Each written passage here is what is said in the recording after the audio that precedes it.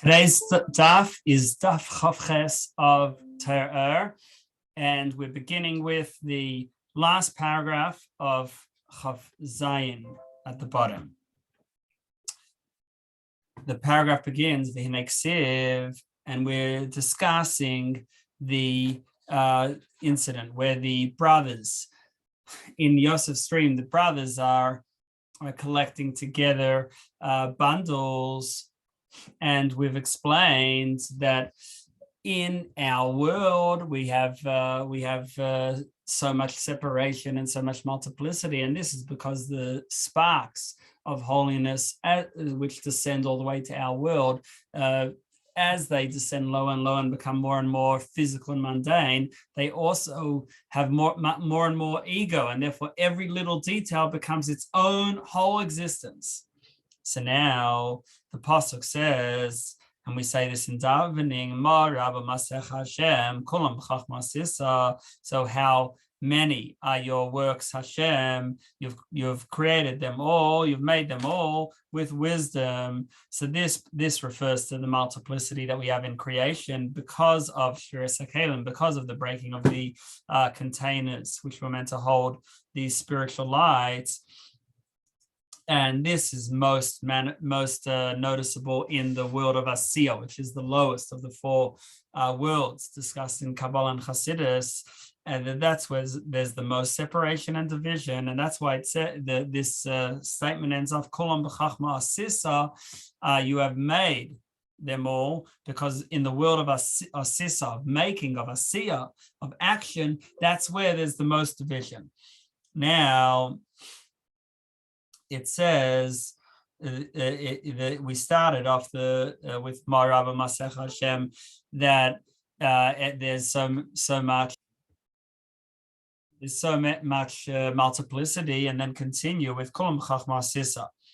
Haasiyah, which we said also refers to the world of action. It also means rectification, because how do we rectify multiplicity? Through Chachma. Chachma is the part of the mind where we're listening rather than trying to put together. We're letting our subconscious talk, and that humility and that self-nullification allows all the disparate parts, which each have their own ego, to come together. And this is the job of the Jew, to bring together multiplicity through aligning them all with Hashem and showing how all of them are part of the Hashem's one plan. So, and this is what the pasuk, the statement that we say in Mincha on Shabbos means, that you are one and your name is one, and who is like your people Israel, who are one nation on earth, meaning that Hashem in essence is one, and his name is one, meaning the way Hashem reveals himself is one, the rays from Hashem are one, and then the Jewish people are the one nation on earth, meaning that their job is to, even in the place of multiplicity, they'll put it back together as one. Now, the top of Chavches, the brothers were bundling together wheat in the field. This is what Yosef saw in his dream. This is the job of the tribes of the Shvatim, that they have to bring together all the disparate sparks of this world and bundle them together, tie them all together. And as we elevate, we lift the physical back to its godly source, everything becomes more one. Actually, there's the four worlds, and the highest world, the highest spiritual world, which is called Atzilut, the world of Emanation, is the world where everything is at one. And that's what the brothers were trying to do, bring items of this physical world that seem to be just mundane and lift it up towards Atzilut. And that's the idea of tying together stalks. You start off with a lot of different things, and then it becomes one bundle. Now, when they successfully lift up the sparks, then they cause oneness in the field. This field refers to in Kabbalah. It talks about chakal tapuch in kaddish. There's a statement that many say before Kiddush. on Shabbos, which is to recognize the spiritual forces that are present and manifest at the meal. And one of them is this orchard of holy apples, and that's which refers to Malchus, which is the end, the lowest part of Atzilut, the world of emanation. Everything is one, and Malchus is where it starts imagining the concept of an other. But it's still within Atzilut. There's still no multiplicity. It's all one, but starting to imagine another. And that's where they were trying to bring up everything, all the sparks of godliness that they could find in this world. Now, also, this word Mealmim, Alumim, besides meaning to bundle the stalks together, it also comes from the word Ilaim, which means mute. Why? Because how can we do that? How can we lift up the physical and make it godly? It's through Ilaim being mute that we're in a state of total self-nullification. And then we're not sharing our own ideas, rather we're just letting Hashem shine through. And that allows us to bring back up to Hashem. You see this concept with the difference in number between Sheviras Hakeilim, which has 49 days, versus the 42 places where the Jewish people camped on their way from Egypt to Eretz Yisrael. The 42 is 6 times 7, whereas Sheviras Hakeilim is 7 times 7. What's the difference? The difference is, do we go through all 7 of the midot, all 7 emotional expressions that the person has, which all represent and reflect godly expressions, or only the first 6 with all their 7 manifestations? And the difference is that if we're talking about Sheviras Hakeilim, then we go through our entire psyche. Whereas when we're talking about the travels, we're trying to travel up towards Hashem, and therefore we're not in a state of revealing and expressing ourselves. We're in a state of humility, and therefore without Malchus, which is about expression. Because we only need to speak when there's someone else, but when we're by ourselves, or we're just trying to receive from Hashem, we're trying to connect, we're not trying to talk, then we don't need speech, and therefore being mute is connected with elevating the sparks back up to Hashem. We find that speech is not only for humans, but even for spirits. The Gemara talks about 2 spirits that were talking, and the conversation was overheard. And this is all where you're trying to express yourself. But when you're trying to receive, then you can't give over anything, because then you're in a state of bittul. And this is similar. The Maimon quotes just a few lines earlier with Aidi de Torah Lemivla, that the Gemara says that when and it's brought in halacha regarding the laws of salting meat, that when you're trying to absorb, you don't Aidi de Torah Lemivla. When it's trying to absorb, it doesn't spit out, and when it's trying to spit out, it doesn't absorb. And therefore with salting, the blood, either it's going in or going out, it doesn't go both ways. But the idea for us is that when someone is trying to reach a state of bittul, where they're just letting Hashem through and they're quieting down their own ideas and their own ego, where it's at variance, moving away from what Hashem wants, so then he is like mute. This is also similar to a fetus, which is relying on the mother and eating from the mother. Then after birth, then that's independence day, and the person starts to become their own person. So when we want to refine sparks, it's like this state of pregnancy, of being a fetus in this state of pregnancy. When we are refining sparks, then we're in a state of we're being active. But then when we are lifting them back up, then it's back in a state, then they're not active anymore, because then we bring them back up to a state of humility, and that's like pregnancy. That it's mute, like we said, that's the meaning of Ilaim, and actually there's a second stage of pregnancy, in other words, a second state of receiving, because after a person is born and then starts to develop, they want to learn someone else's ideas. So that state of just being totally quiet and listening and trying to understand the other before they then develop and take those ideas further, that's also like a state of pregnancy. Now, the 12 tribes, most of them were holy. They were all holy people, but all of them, except for Yosef, were souls that began in the worlds of Biyah, of Bria, Haasiyah, where there's already the idea of others and division and separation. And they tried to bring holiness to that state through elevating everything back towards Atzilus. This is also reflected in the Temple of Shlomo, the first Beis Hamikdash, which had 12 golden bulls in front of the Heichel, and on top was this pool of water. And the 12 golden bulls represents that's within the world of Bria. And then on top of them is this pool, which represents the Malchus of Atzilus, the end of Atzilus, where it's considering other, but there isn't yet separation. So therefore, the job of the tribes, who are the beginning of the worlds where there is separation, is to elevate everything back up towards their spiritual source, where there's only Hashem.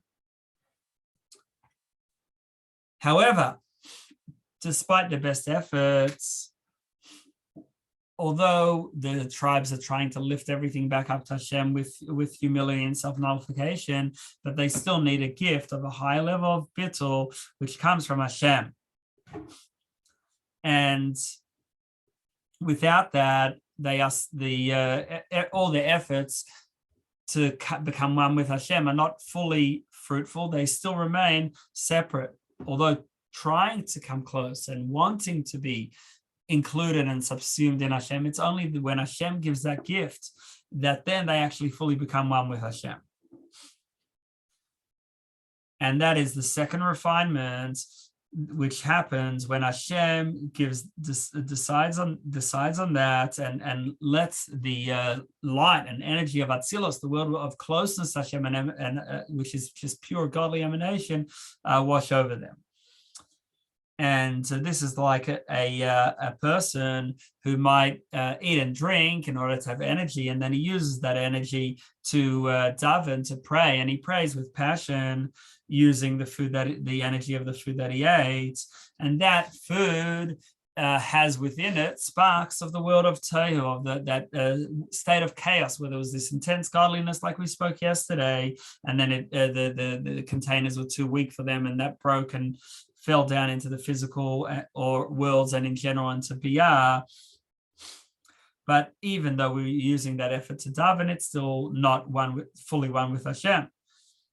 But then when Hashem gives the gift of this gift of love and reverence of Hashem, so that's where he actually becomes fully one with Hashem, and that is the second refinement. Even Rabbi Akiva, when he was at that state that he was giving up his whole life for Hashem, but still it wasn't only Hashem. He still was a person, but a person who was giving himself up, but still a person. But only when Hashem let Rabbi Akiva's effort towards oneness meet with Hashem's gift of oneness, that's when he actually became one. And that's the idea of Yichud Tata, the lower union, which is what creations, people and other creations, angels can try to accomplish with Yichud Elah, with the higher union. And this is what Yosef can accomplish. The highest of the 12 tribes is Yosef, and he is able to bring together the oneness from Hashem's side with the human effort. And this is hinted in the story of Eden, where we have Eden itself. Eden is representative of Atzilus, where all is one. Then there's this river coming out of Eden, and the river gives water for the gardens. In other words, the implication of the pasuk is that Eden and the Gan are two separate places. The garden and Eden itself are different places, and the river is what feeds the garden. So the garden is at the end of Atzilus, which is Malchus of Atzilus, that we're within the world where there's only Hashem, but starting to think of the concept of another. And the river is this flow of godly energy, which can only flow within Atzilus, but can't continue on into the worlds of Biyah, where now there's already the idea of separation and independence. And that's why once the river reaches Gan, which is the garden at the end of Atzilus Malchus, that's when it separates into 4 separate rivers. And Yosef is the one who's able to connect the 2 experiences, oneness as from the human perspective and from the perspective of creations in general, with oneness as it is from Hashem's perspective. And therefore, the refinement that Yosef can accomplish is much greater than that of the other brothers, which he is like the river which is still flowing from Eden before it separates.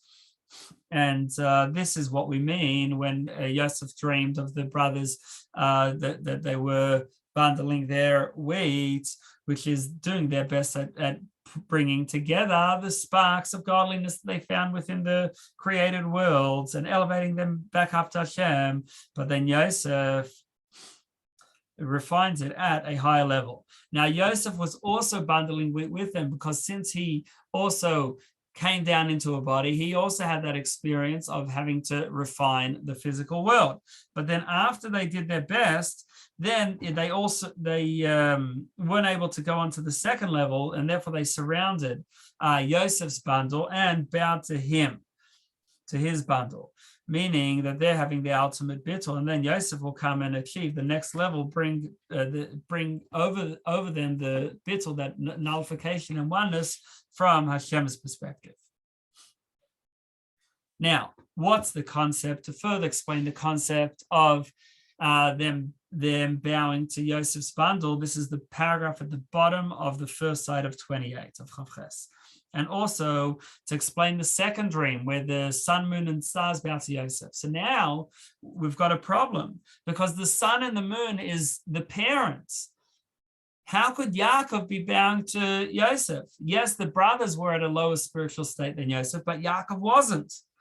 We know that actually Yaakov was, in a way, slightly higher than Yosef, that Yaakov is referred to as the body upon which Yosef is compared to the bris, is very much connected with the idea of the covenant and circumcision, which happens on the body, and they are like one, but Yaakov is still higher, so why would he be bound to Yosef? So the answer is that bowing has 2 concepts. One is that we're bowing because the other one is higher than us, and therefore we're humble and nullified before him. But the other idea is when we're bowing, we're bringing something down. We're pulling something from up and bringing it down. Now, when the Shvatim, when the other tribes bowed to Yosef, they were doing it first of all for the first reason. They were at a lower spiritual state, and they wanted Yosef to bring down to them. And in order to do that, they had to first do their best efforts in elevating the physical. And like it says, that blessing only rests on an empty. It doesn't rest in an empty place. It only rests where you've made a keli, where you've made a receptacle, and then Hashem can give more, can give His gift, and therefore they had to do their best first.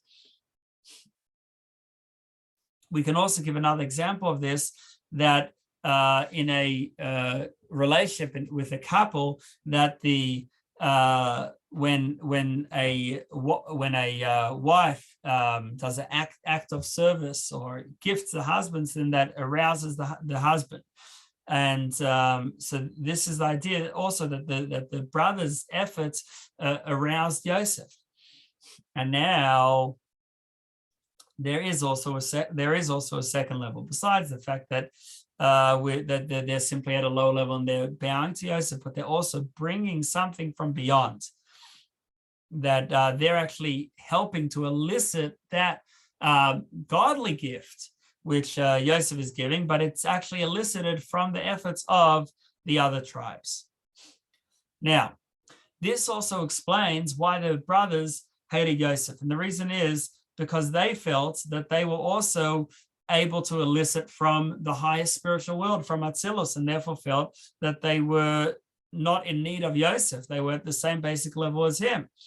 But they were wrong, because although ultimately their soul was able to lift and connect back up to Atzilus, but in the state that their actual soul was the soul of Bria. Yes, it elicited something from Atzilus, but it wasn't their place. That Atzilus, the highest spiritual world, was something beyond them. Whereas Yosef, his soul came from Atzilus, and therefore he came from a world of pure oneness, and therefore, in order to elicit from that, they needed to have this connection and this humility before Yosef. In short, the Mimer said that the idea of the brothers bundling their wheat, which has two translations actually, either bundling or being mute, is because the brothers came from within the worlds of the other, worlds of creation. And they're trying to bring all the sparks of godliness that are mixed in and divided into many disparate parts, bringing it all together. And they do it through their bittul, through bowing to Yosef. When they bow to Yosef, they're also bringing down from above, bringing down from Yosef, who gives the gift from Hashem's perspective, which is that higher level of oneness and higher unity.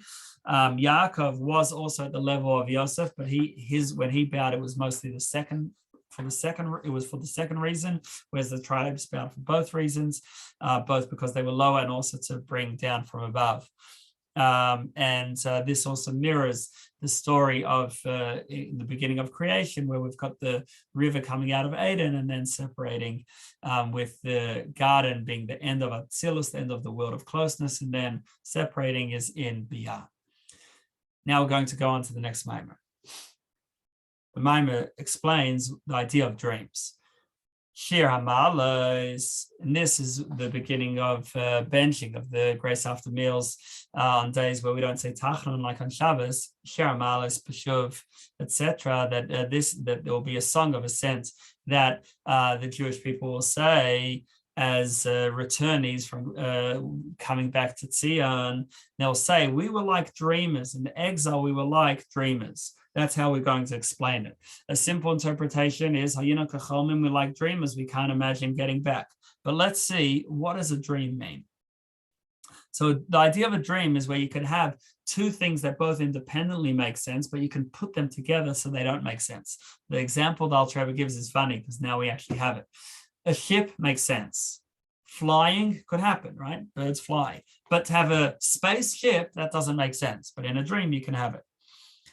And that's because in a dream, we do have our imagination, but we don't have our discerning part of the mind. And therefore, we're able to have things that don't make sense coming together. And this is really how we all are during Golus. That on one hand, we have times where we get excited and we get inspired. We might daven with a lot of passion, and at that moment, all we care about is Hashem. But then we finish davening, and suddenly different things become important to us. And now suddenly we're busy with our work and busy with our mundane affairs, and we've got our whole excitement and koch, our whole desire is in these other things. Now, what's going on during davening? He was somewhere totally different, and he was reflecting on how Hashem is one, and that's it. And now, what have we done? We've put it totally together with the whole passion in our pleasures and desires and other mundane yearnings. And that's like a dream where we could put together two opposites. Now, it is true that the Torah itself instructs us that we should plant fields and that we should be involved in the world, but the deeper intention of that was never just about getting involved in agriculture or getting involved in business. It was always about finding the sparks and refining them. And that's how a spiritually uplifted person would read the pasuk, would read the verse. But people who are at a lower spiritual level will read it just in a very simple way, that let's work as hard as we can to be financially successful. And that's what's going to be important to them. although that's not the real intention of why we're involved in the physical world. But what happens is many people make their bodily needs the main thing. This is the exact opposite of their feeling while they were inspired during davening, that their love should be only for Hashem. Next paragraph. Now, even if a person realizes that this is true about themselves, he shouldn't feel bad and say, oh, my davening was for naught, and it was just imagination. It wasn't real. I never had real ava to Hashem. Because, yes, after davening, your excitement may wane and dissipate. You might feel excited only about things related to your body and similar. And therefore, you might think that your excitement and love for Hashem was not real, and it was just like a dream. Which in a dream, you can have opposites together because you only have imagination.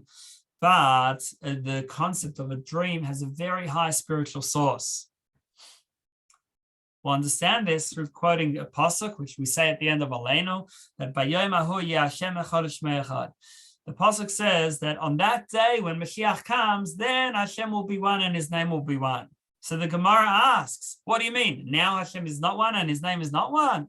And the Gemara says, yeah, now his name is not one. You know why? Because we write Hashem's name one way, Yud Kei Vav Kei, and we read it a different way. We read it as Adonai, and therefore it's not one. Meaning that Hashem's name is also in Golus, is also in exile, that it's covered under a garment. And therefore, we have this concept of sleep during Golus, during the exile, that we can mix together opposites, which really are separate things. And this can actually be used for the good. This idea of a dream is something positive as well. Like we see, the Gemara says, Elo ve'elo divrei Elokim chaim. You could have two opinions in Torah. They're opposite opinions, but both of them are the word of Hashem. And that's like the idea of a dream where you could combine opposites and they're all one. But this is only when you're in a state of circles and dreams where everything comes together. There's no top and bottom, there's only a circle. But then when Hashem's light moves into more organized systems of kavim, of lines, then you have the right, which is the side of self-expression and love, the left, which is discipline and restraint, and the center, which takes the concerns of the left together with pushing forward as the right would want. And there, everything becomes separate. Next paragraph. But this state where everything's mixed together is a state where the discerning mind is asleep. And this helps us understand the pasuk, Albish Shamayim Kadros, which it can be translated as that I'll dress the heavens with darkness. That the heavens represents a state where there's unlimited godly light, which is like a circle. And when we're at that state, there's darkness. Why? Because we can have opposites. The imagination lets opposites come together, and that's the idea of Shamayim, the circle, lets opposites and lets darkness all together. Because really in their source, they are all one. Really, everything is Hashem. It's only when after it evolves into organized system of lines, of kavim, like we said before, that's when you can't have opposites anymore, and everything has its own line and its own style, and their opposites become distant. And when, on the other hand, when we have a state of darkness, of concealment, then things do go together. Whereas when we have revelation is good. It's revelation of godliness, but it's also a limited revelation, and therefore everything is stuck in its place in the catalog, so to speak, and its own system. Next paragraph. On the other hand, once Mashiach comes, there'll be no more garments and concealments, and then Hashem will be one and his name will be one, and so we'll see Hashem directly. And therefore, when Mashiach comes and we're coming back to Tzion, marching back to Tzion together, Hayinu kacholmim, we will be, we'll recognize that we were like dreamers. This idea that in the exile, we put together our passion for Hashem together with passion for the physical. Now, there's actually something positive here. And this is why we see the specialty of Yosef in dreams. And in this way, Yosef was at even a higher level than Moshe Rabbeinu and Nadav and Avihu, the two great sons of Aaron who passed away on the day of the dedication of the Mishkan. They came, their souls were respectively the Ruach, the spirit, and the Nefesh, the basic soul of Yosef. There's 5 parts of the soul: Nefesh, Ruach, Neshama, Chai, Yechida. And the basic level of the soul is Nefesh. One level higher, which is called Ruach, is the spirit. And Nadav was Ruach, Avihu was Nefesh. And therefore, when they passed away, according to one opinion, the people who carried them out and looked after their coffins were the people who were impure and couldn't bring the Korban Pesach. And they said, we are Tomei to Nefesh Adam. We're Tomei only to the Nefesh. Who's Nefesh? That's Avihu, who was only the lowest level of Yosef Nefesh. Whereas Nadav is the Ruach, is the high level of Yosef's soul, Ruach, and he was therefore at such a spiritual state like Yosef that and there was no impurity with him. He was beyond that. Everything is part of the one God. It all is included together. And therefore, there was no need to purify those who carried Nadav. They only needed purification because they carried Avihu. And this is what the pasuk means in Tehillim, Noyek Etzon Yosef, that we're led like sheep of Yosef, because we during exile are all like Yosef, that we have this concept of dreaming, which means, yes, on one hand, we're a bit confused, but on the other hand, we're bringing everything together. And like the concept of circles beyond lines. And this is why Yosef is called Ben Parat Yosef, Ben Paras Yosef. Why? Because Paras is the same letters as Tofer. He was given that name because he was able to, Tofer means to sew. He was able to sew together opposites because he was beyond a state where everything was stuck in its format. And therefore he was the one who was able to also be Poser. He was able to interpret dreams. He understood dreams where you have opposites together. So we have these 3 words that all have the same letters. Peiras, which has different meanings. One of them is fruitful. Poser, which means to interpret dreams, and Tofer, to sew it all together. So the message is, yes, we should try to be fully focused and passionate on direct our strivings and our interests only towards Hashem's mission for us. But yet, yes, at the same time, we'll have times where we're more excited perhaps about a steak than about this Maimah we're learning. But we should know that still our excitement for Hashem is true as well. And ultimately with Mashiach, we'll see how everything is Hashem and it is all one.